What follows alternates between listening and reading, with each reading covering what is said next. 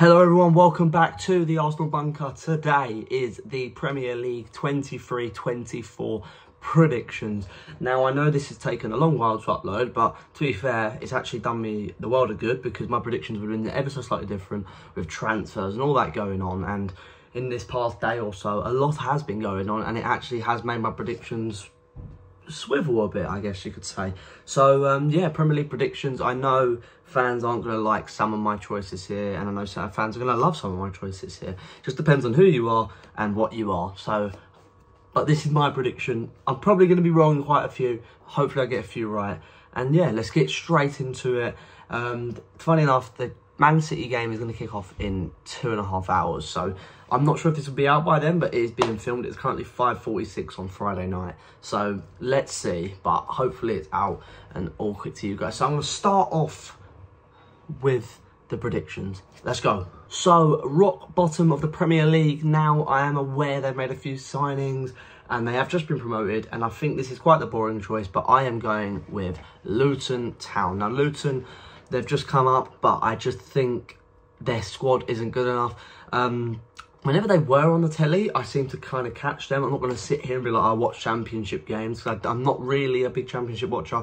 But whenever I would watch it, I feel like I would be watching Luton, watch their playoff matches. I watched both of them, well, 3 of them, if you include the 2 semi-final legs.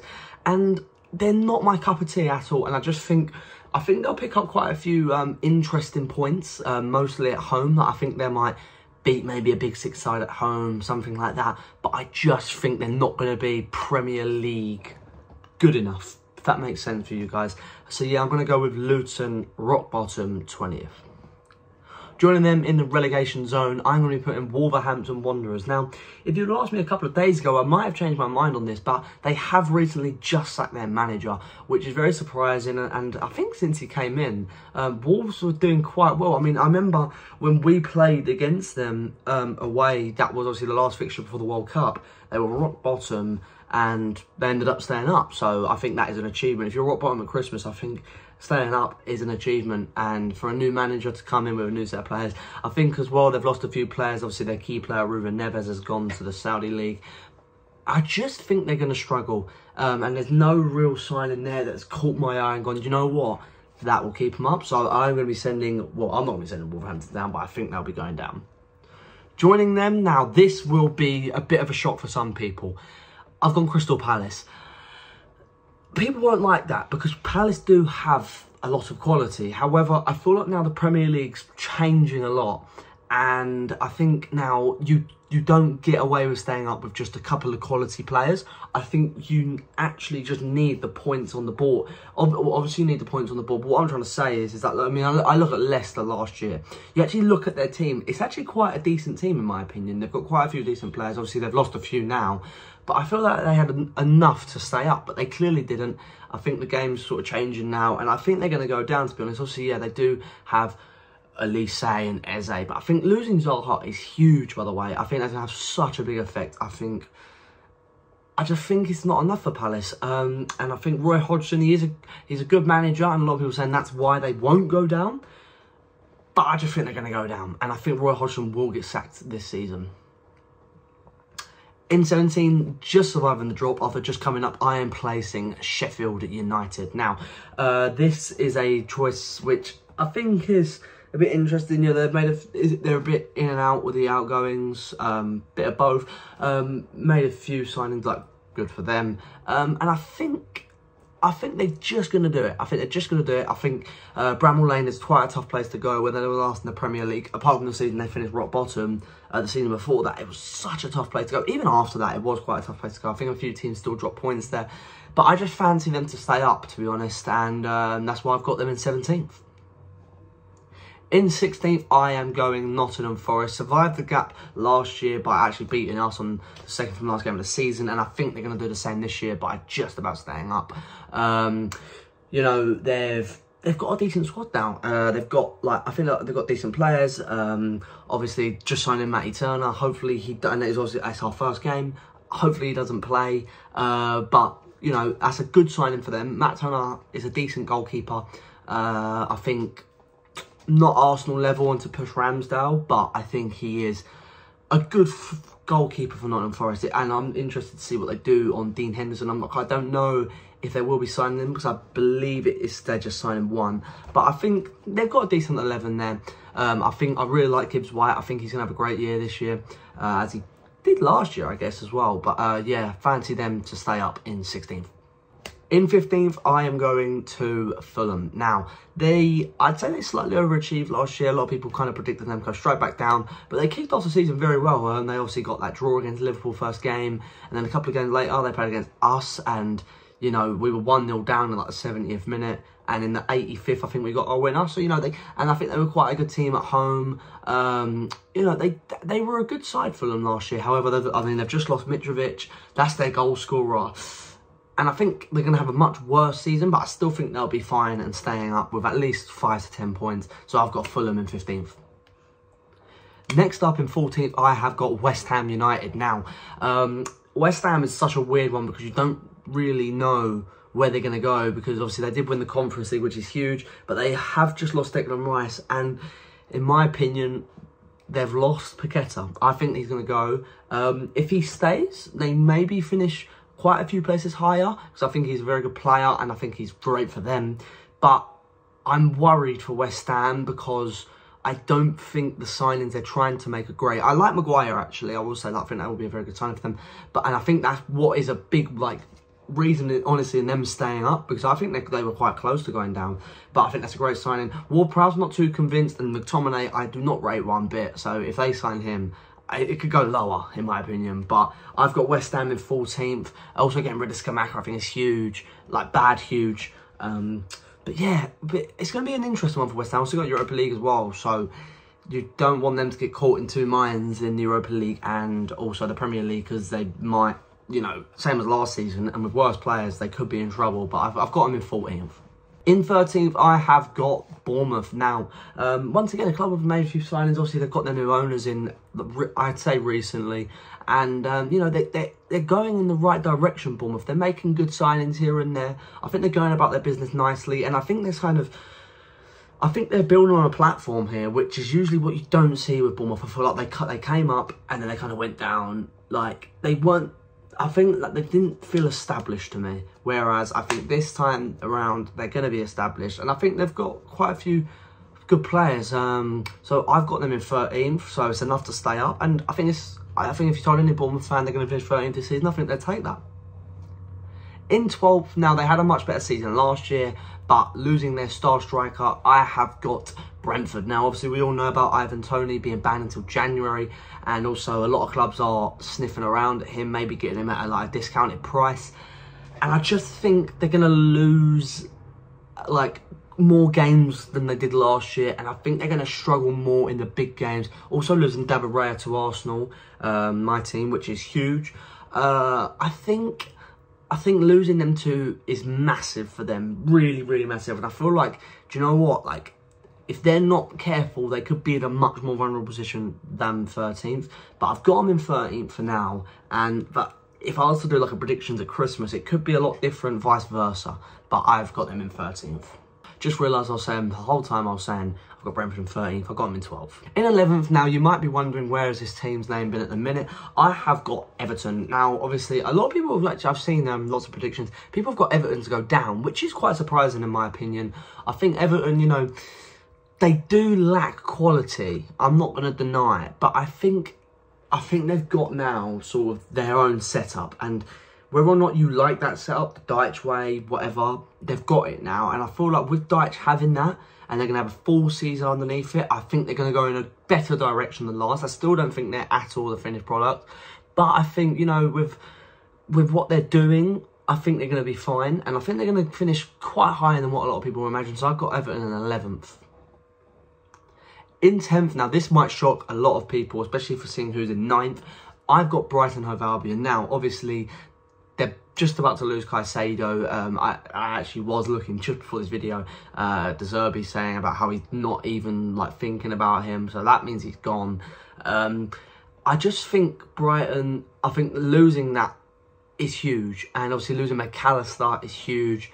They've just lost quite a few big players, and with European football in the way, it's, as I said, sort of similar with West Ham. It's if they get, you know, two in the middle of it, it could be a tough one for them. So I've got them in 10th, which I think is fair enough. You know, there's a few that I think this whole sort of 9th to 14th is a big bubble, and I think it could variate, but I'm not sure in this current moment. So I've got them in 10th. I think that's fair enough.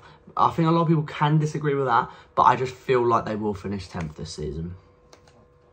In 9th now, this would be massive overachievers, and they're playing tonight, and we need a win from the boys. It's Burnley. Now, Burnley obviously had a great year last year under Vincent Kompany's first year in charge. They won the league, and not only did they win it, they, you know, they took the mick of it. They took the mick. They absolutely ran the show from first game against Huddersfield to the last game. And obviously they won the league at Blackburn, their rivals. I think they're on a massive high right now. Burnley made loads of good signings as well. Love the announcement videos actually from them.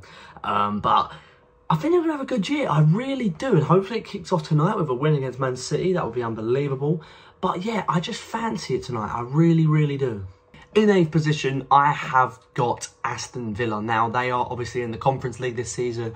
I think Villa could actually have maybe better than this. And as I said, like, I think a couple of teams ago, you're going to be shocked with teams ahead of them, why they're in 8th.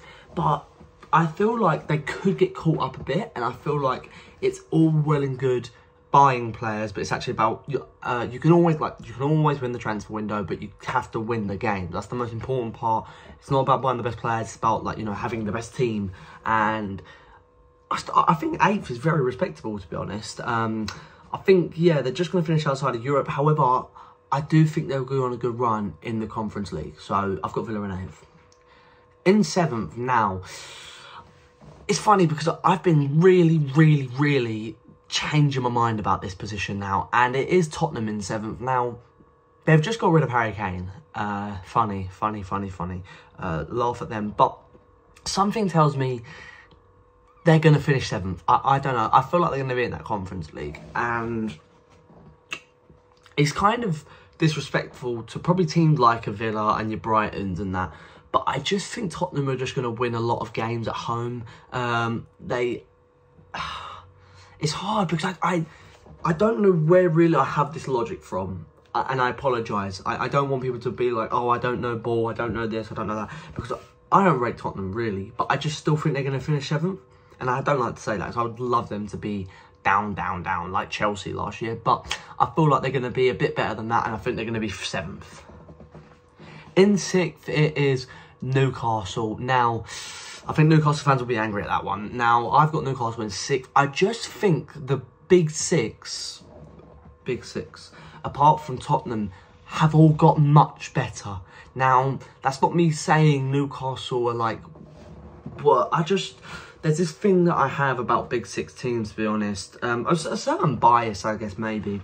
But I just feel like these teams do still just win games. Whereas I feel like I can see Newcastle drawing 0-0 to Luton at home. I can see them games. I can see them drawing 0-0 to Fulham at home. I can see them having a 1-1 draw with Forest. I can see them like losing away at these smaller teams or lower down teams. And I just think with the Champions League as well, they're going to get caught up bad, because this ain't like a lower down European competition where you can sort of rotate. They're going to be playing the big boys, and because they're in pot 4, they've got at least like, they've got 2 quality sides. One could be even better. Like, put it this way, their group could be like Bayern Munich, Barcelona, Dortmund, AC Milan. That could be their group. Like, that is tough. It probably won't be that hard, but that, and I just think they're going to have to go full throttle in these games, and I think it will leave them just short of getting into the Champions League again this year. So I've got them in 6th. Now, yeah, it's a bit of a 50-50 one with Newcastle. It'll be interesting to see where they go. Obviously made a couple of signings, Harvey Barnes being one of them. I think that is a good signing, to be fair. But I think they're going to finish 6th. In 5th now, this team, once again, is a massive... I think it's the toughest prediction of the lot, really. It's Chelsea. I've got Chelsea in 5th now. Chelsea could honestly range in between like 3rd and 11th this year. It's really crazy where they are. No one really knows where they stand on Chelsea. I think they're going to finish 5th. Now, they've brought in quite a few good players, and if they get in Caicedo, what a signing that would be. I still do look at Chelsea's team, and I think they're weak and vulnerable in quite a few areas, to be honest. But I think they will just start scraping through, and I feel like in terms of chance, I feel like they're not going to have such a bad year again. I feel like they're going to bounce back. I think Chelsea fans will be happy with 5th as well. I think that's a decent year for them. You know, for such a bad year last year, finishing 13th, so bad. I think they're going to certainly turn it around this year. So I've got them in 5th, and I think that's fair enough. Now, Champions League places. I'm sure you guys watching at home will know the teams that are in the top 4, but you won't know the order. Now, starting off with 4th, I have got Liverpool. Now, Liverpool have made quite a few good signings, to be fair to them. Obviously, they've got rid of Firmino, which was bound to happen one day anyway, but I do think Darwin Núñez now had that open slot up front. He's got Jota, I guess, as well, and I rate Jota a lot, but I feel like this is a season where we're going to watch Darwin Núñez and be like, wow, what a player. I feel like he's going to have a big turnaround season and get like at least 15 goals. So obviously Salah's still a great player. They've still got good players in the midfield, you know, and they've kind of rebranded their midfield in a way. Obviously Simon McAllister was great. They may be playing Trent in there. I still think they could do with more reinforcements here and now. Obviously they were supposed to get Caicedo last night, but they're not. So they don't have him, simple as. And I think they're going to finish 4th. And I think that is a good position for Liverpool. You know, last year they were very, very inconsistent. Win one week, lose the next. Win one week, lose the next. They'll be sneaking into the Champions League, though, for me. I still think they've got that quality. They've still got the Van Dijks, the Alissons, the Salahs. So I just think Liverpool will just get over the line. And I think it will be tight for them, but I will have them in 4th.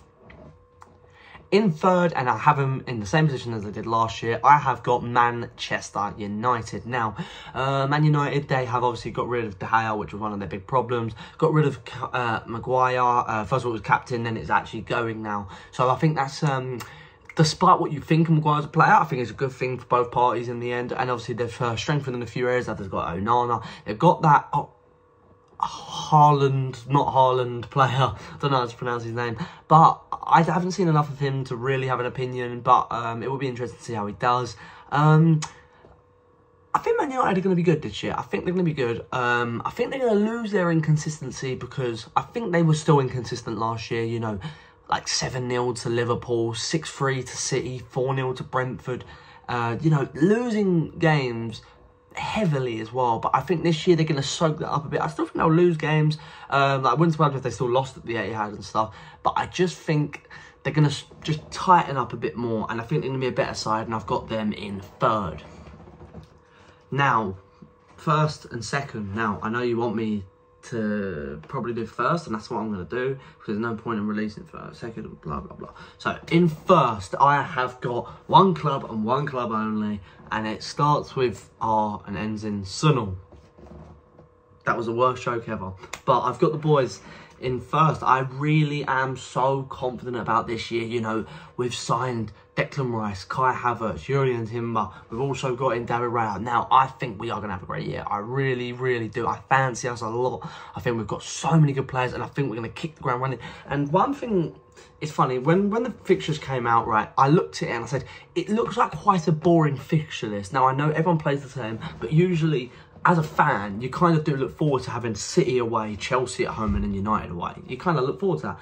Arsenal haven't really got that this year. It's very split apart. And I look at our games, and like, until September, we've got a run where you go, do you know what? We could probably win every game. We've got Man United at home in that as well, which will be tough, but I think we'll get through that. But I just look at it and I think, do you know what? We've got a good set of fixtures here in good timing. Obviously, Champions League's in the way as well, and I think we will go far in that. But I just think we're going to win it this year. I know I said it last year and I was wrong in the end, but we were very close and it was unexpected. But now I think we've just got that extra bit now, that extra. If Saliba gets injured, we've got that Timber. If Partey gets injured, you know, we've got Rice, we've got Havertz, we've got these players now. And I feel like if we can get it right and not get too many injuries, we could be flying. I think we could have a really, really good year. And that obviously puts Man City in second. Now, Man City, no disrespect to them, they're obviously an unbelievable side. Obviously signing like Gvardiol, like, what a player, what a player. However, I think losing Ilkay Gundogan will be such a big miss. And I feel like you're just losing your captain overall. I don't feel like you maybe see many teams that lose their captain and go on to win the league the year after. But Man City are also a different breed. It wouldn't surprise me if they went on to win the league, if I'm honest with you. But I feel like it will be also a title race. These sort of 4 teams, 5 teams, I'm happy to sort of have them in and amongst it, you know. I think there's going to be... I don't see any team like getting above 90 points, if I'm honest. I feel like the Premier League now, you've got so many quality teams. It's just going to get harder and harder and harder. But I like that. It's added competition now. That is my prediction for the Premier League, and if you don't like it, I don't care. Now, moving on just to a few little things. I've got my top goal scorer as Erling Haaland. Comes as no surprise, really. I've got my top assister as Bukayo Saka. Boy, we all know. We know. He's just him. And I think he's going to have a great year again. Arsenal top goal scorer, I'm going to go Gabriel Martinelli. And Arsenal's obviously top assist, I'm going to go Gabriel... Oh, no, Saka. But I think Martinelli's going to be our top goal scorer next year. And I think he's going to get a lot of goals. I really, really fancy him to get a lot of goals next year. Hopefully he does. And I think he'll break that Brazilian Premier League record, which is held by Bobby Firmino. It's going to be an exciting year, I promise you that now. My predicted Champions League winner is going to be Real Madrid. I think they're going to win it. I think they're going to win it, really. There's no real reasoning behind that. I just think they'll win it. Conference League, I think it's going to be Aston Villa. FA Cup, I think it's going to be Man City. And League Cup, I think it's going to be Chelsea.